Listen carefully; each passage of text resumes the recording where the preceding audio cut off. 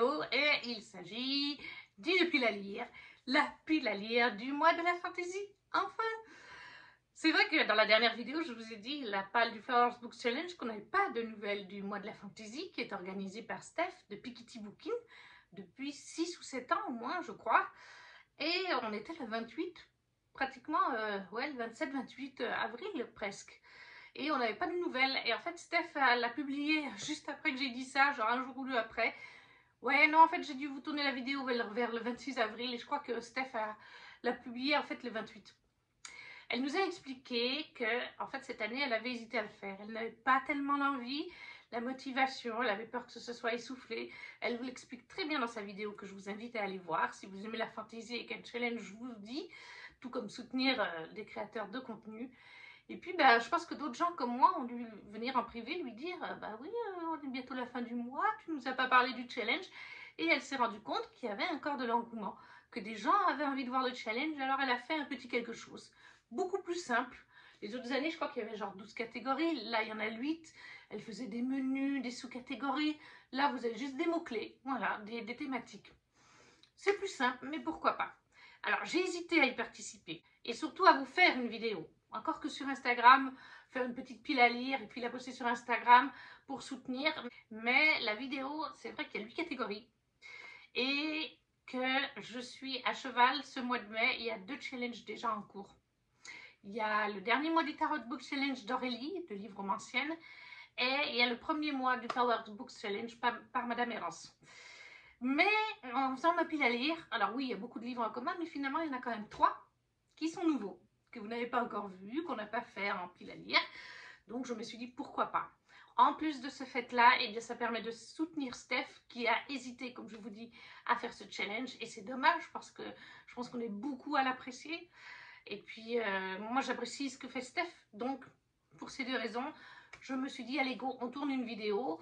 Et puis, si ça se trouve, il y aura des petits nouveaux. Ils n'auront pas vu les 2 autres vidéos. Et comme je vous dis, il y a quand même 3 nouveaux livres. Est-ce que j'arriverai à lire les 8 livres qui sont là? Plus tous ceux, surtout pour le Tarot Book Challenge. Parce que le Flowers Books Challenge, il y a encore un mois.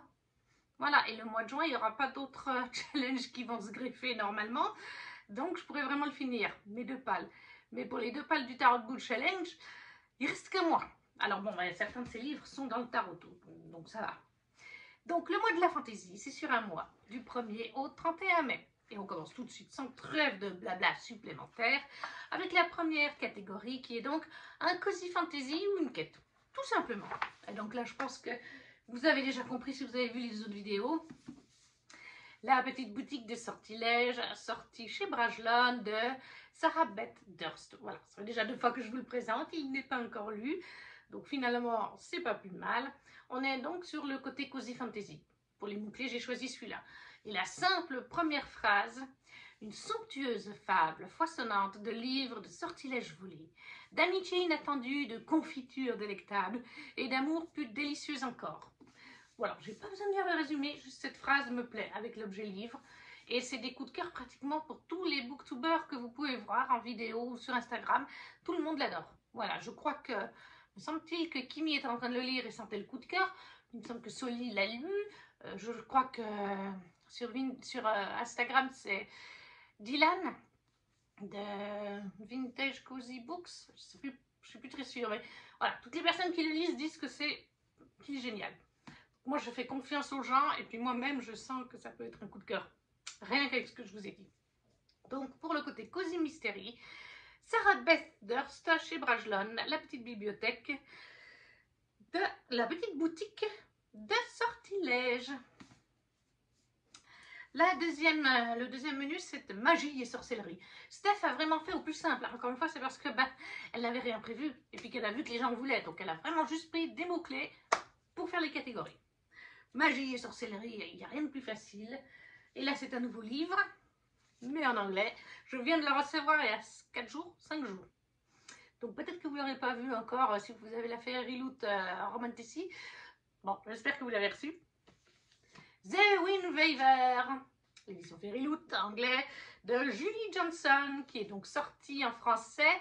Si je ne vous dis pas de bêtises, mais on va voir tout de suite sur la tablette. C'est sorti chez Hugo Stardust. Alors oui, c'est bien sorti chez Hugo, mais pas chez Stardust, c'est la filiale Romantici.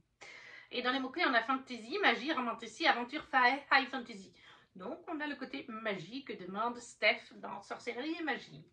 Et là, on dit magie et aventure tourbillonnent dans cette romance envoûtante où une jeune femme ravive les braises d'une ancienne prophétie, déclenchant une tempête qui pourrait sauver son royaume ou les condamner tous. Anduin, déchiré par la guerre, est en proie à la peur de la magie. Les halflings, comme Ria Flatford, sont tués à vue. Mais l'exécution de Ria est interrompue par un sauveur inattendu. Bien plus terrifiant que ses tueurs potentiels, le mystérieux et mercenaire commandant Sista.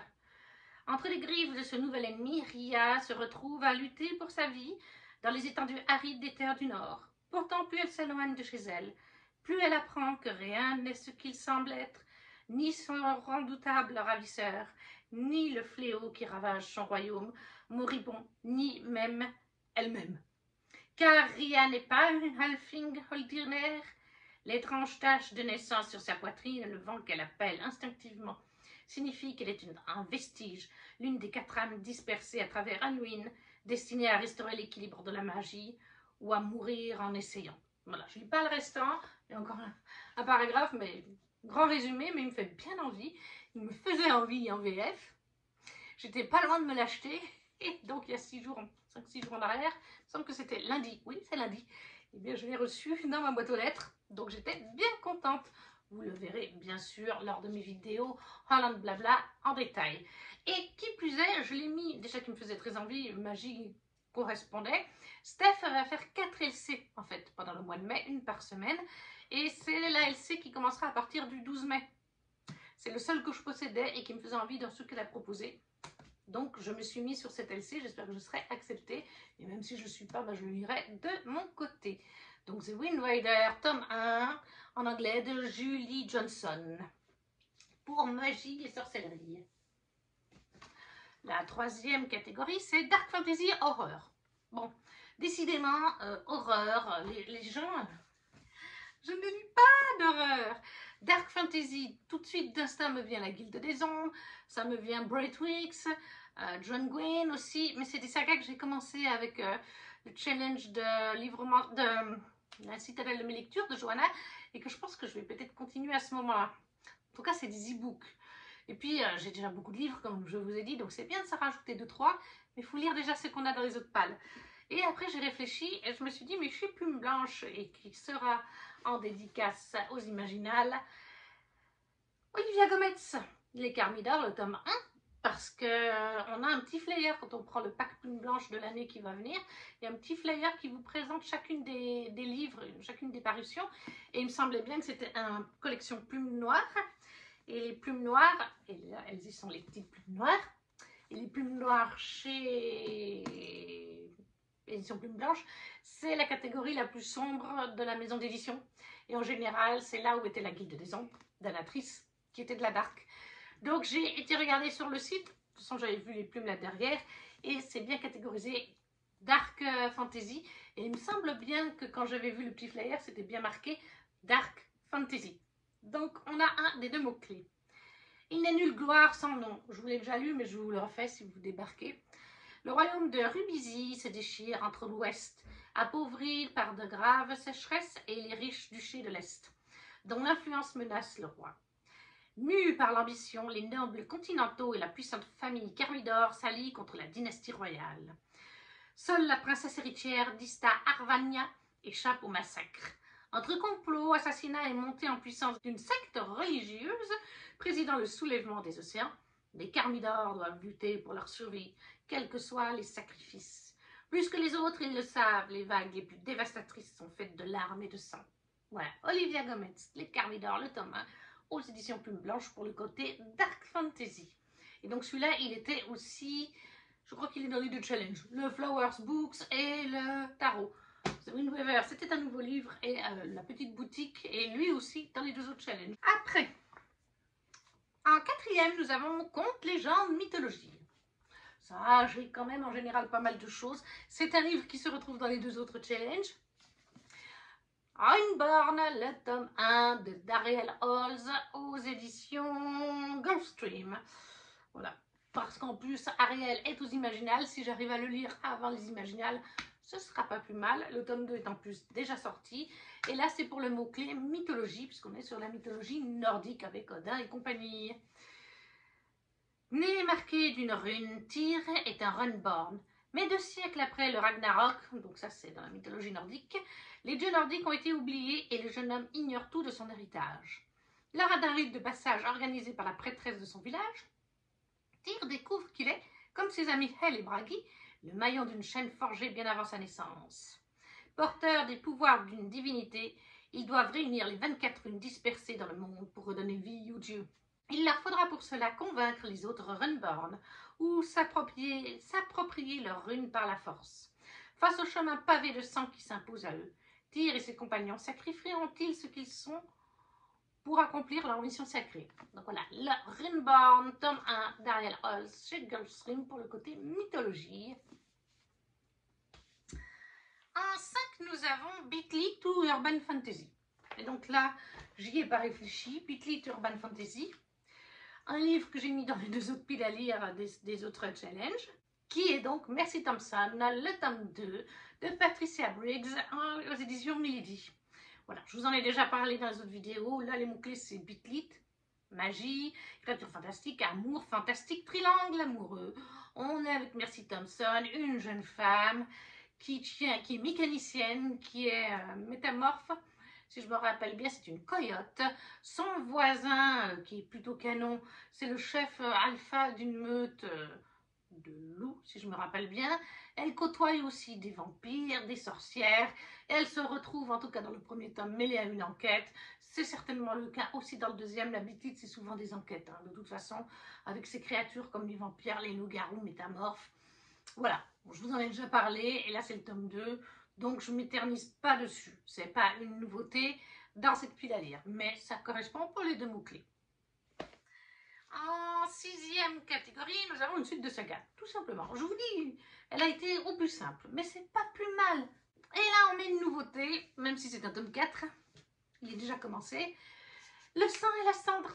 La guerre des 2 reines de Jennifer Larmont-Crouch de Saxus, ou From Blood and Ash en anglais. C'est le tome 4, donc je ne vais pas vous faire le résumé, hein, c'est une suite de saga. On suit Poppy pour le résumé du tome 1. Poppy dans un univers de fantasy, de romantasy complètement inventé. Poppy qui doit faire l'ascension d'ici quelques temps, une ascension différente des autres gens au gradé du royaume. Elle ne sait pas en quoi elle consistera, ça lui fait un peu peur. Poppy, elle se pose des questions. Et Poppy, elle vit à cause du fait qu'elle est la pucelle, parce que elle s'appelle vraiment comme ça, le peuple l'appelle la pucelle. Elle vit à l'écart des gens, elle vit voilée, il n'y a que 5 personnes de mémoire qui peuvent la voir sans voile, 5-6 personnes qui peuvent lui parler. Elle n'a pas le droit de lire ce qu'elle veut, elle ne peut lire que des livres d'histoire lors de cours, elle n'a pas le droit d'aller lire des romances, elle ne peut pas se promener dans la rue, dans la ville, elle ne peut rien faire, elle est comme ça, Poppy. Et sauf qu'on va découvrir une jeune femme qui fait des choses en douce, qui va en douce faire du cheval, qui sait se battre, qui est badass même. Et elle va avoir un nouveau garde. Un garde, malheureusement, que lors d'une sortie, en n'étant pas la pucelle, mais juste elle, elle aura rencontré et embrassé. Oui, parce que c'est aussi quelque chose qui est interdit pour elle, bien entendu. Et elle se demande s'il l'aura reconnu ou pas, parce qu'elle portait quand même un masque. Elle avait mis un petit masque pour aller dans cette taverne et elle s'est retrouvée dans la chambre avec lui. Voilà, ils se sont embrassés, frotti-frotta. Elle se demande s'il l'a reconnu et avec lui, elle va comprendre plein de choses qui l'entourent, parce que je vous ai dit, c'est une jeune femme très curieuse malgré tout, qui soupçonne déjà certaines choses et d'autres pas du tout. Voilà, c'est une romanticie, c'est le tome 4. La guerre des 2 reines de Jennifer Larmont-Crouch de la saga Le sang et la cendre pour une suite de saga. Et c'est chez De Saxus, bien entendu. Et donc ça c'est une nouveauté dans la pile à lire. J'ai déjà commencé, j'ai lu 2 chapitres parce qu'en fait c'est une LC qui a commencé le 28 avril sur un groupe Instagram. Mais je suis en retard, hein, parce qu'à la base c'est Ludivine qui voulait qu'on le lise ensemble plus tard dans l'année. Puis elle a vu qu'il y avait cette LC sur ce groupe de LC qu'elle fait, Instagram. Elle m'a mis dans la conversation, mais j'ai Il y en a qui l'ont déjà fini. Moi, je suis au chapitre 3. Parce que j'ai d'autres priorités de lecture, en fait. Voilà, à la fin du mois d'avril, je vais finir 3 romans. Donc celui-là, j'ai juste lu un chapitre le 28 avril et un chapitre hier soir, 1er mai. Voilà. Mais bon, pour moi, c'est une relecture de toute façon. Hein. Je les ai lus jusqu'au tome 5 en VO. Avant-dernière catégorie, la 7e, c'est Uchronie, dystopie, post-apocalyptique. Et ça, c'est toujours une galère pour moi. Je ne lis pas les Hunger Games, je n'aime pas, je n'ai pas envie. Ça ne m'attire pas ce genre de choses. Et puis, en allant sur Booknode, j'ai quand même été sur Hunger Games. J'ai cliqué après sur le mot-clé dystopie, parce que je ne sais pas comment trouver des dystopies, des uchronies ou post-apo dans les mots-clés. Des fois, ça apparaît quand vous allez dans les thématiques, tout simplement sous thématique sur Booknode, mais il y a des mots-clés qui n'apparaissent pas forcément. Il faut vraiment aller sous un livre qui les a. Donc là, j'ai sélectionné dystopie sous Hunger Games et j'ai regardé. Alors, j'ai vu qu'il y avait The Bone Season. Et je vais la voir le 24, oui, le 24 mai. Je vais rencontrer Samantha Shannon aux Imaginales. Je vais prendre le tome 1, ce sera une relecture. Mais, je me suis dit, le 24 mai, il restera 6 jours. 7. Et sachant que je suis aux Imaginales le 24, le 25, je vais rentrer, je vais être claquée. Le 27, à 8 h du matin, il faut être au contrôle pour la voiture, là, pour faire pas l'expertise, je ne sais plus comment ça s'appelle. Bref, un check-up de la voiture. Je me suis dit, je sens que The Boone Saison, la relecture, ça va être un peu foiré. Donc voilà, j'ai été sur Booknode et j'ai trouvé un livre. Alors, je l'avais dans ma pile à lire, j'avais oublié que c'était de la dystopie. Je voulais pas le lire tout de suite parce que j'ai pas encore le tome 5 et que le tome 4 commence un nouvel arc. Mais bon, la sélection, tome 4 de Caracas, qui est l'héritière. On va suivre une génération plus tard que l'héroïne des 3 premiers tomes en fait.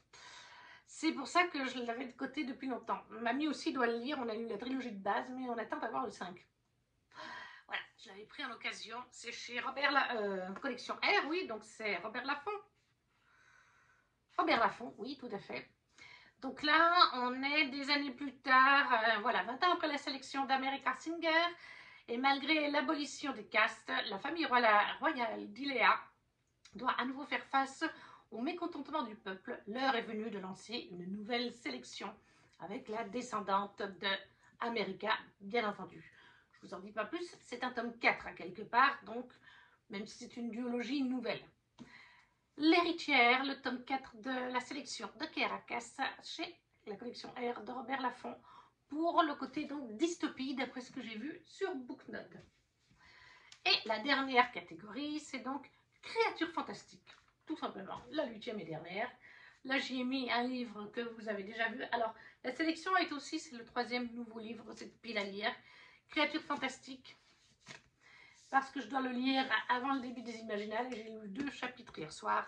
A Language of Dragons de S.F. Williamson, l'édition Fairyloot, qui en français est sortie chez Big Bang. Et on est avec des dragons, donc on ne peut pas faire plus créatures magiques. Hein. On le voit passer à peu près partout. Hein. On est dans le Londres des années 1920, dans un Londres aléatoire ou un autre, où il y a des dragons, où il y a des humains qui ont appris la langue draconique. Et on va suivre une jeune femme qui souhaite faire des études de langue draconique et surtout aider ses parents, sa famille de manière générale, qui se retrouve dès le début du roman dans une situation un peu périlleuse. Voilà. Je crois qu'on va passer de partout et de toute façon, c'est les bases. Voilà. Monde alternatif au nôtre, Londres alternatif, dans les années 1920. Les dragons sont là, les humains aussi. Ils ont chacun un gouvernement et il y a une langue draconique, enfin des langues draconiques, parce que c'est des langues au pluriel, à apprendre, à étudier pour aider sa famille. Voilà, tout simplement. Et voilà, cette pile à lire pour ce challenge est déjà terminée. Ça a été vite, parce que voilà, 8 catégories, avec, bon, 5 livres. Vous connaissez déjà les autres piles à lire, mais il y a quand même 3 nouveautés. J'espère réussir vraiment à les lire tous. Surtout qu'il y en a quand même 5 qui font partie des autres challenges. Donc ça m'avancera bien pour le tarot. Ça m'avancera bien pour le tarot et pour le challenge Books Flowers. N'hésitez pas à me dire si vous avez lu certains de ces livres, s'ils vous font envie, si vous participez au mois de la fantaisie, pourquoi pas me mettre le lien de votre vidéo. J'aime bien voir les piles à lire. Si vous ne savez pas quoi mettre, un petit emoji, ça soutient la chaîne, tout comme le petit pouce. Et pourquoi pas à vous abonner si ce n'est pas déjà fait ou à partager la vidéo. Nous, on se retrouve très vite. normalement, ce sera donc une vidéo la semaine prochaine pour le Haul and Blabla, puisque j'ai reçu ma box Young Adult aujourd'hui même. J'ai du coup 4 Young Adult box et 4 Romantici Books Only à présenter, de la papeterie, donc ça devrait être un Haul and Blabla. Donc voilà, on se retrouve très vite pour une prochaine vidéo. Ciao ciao!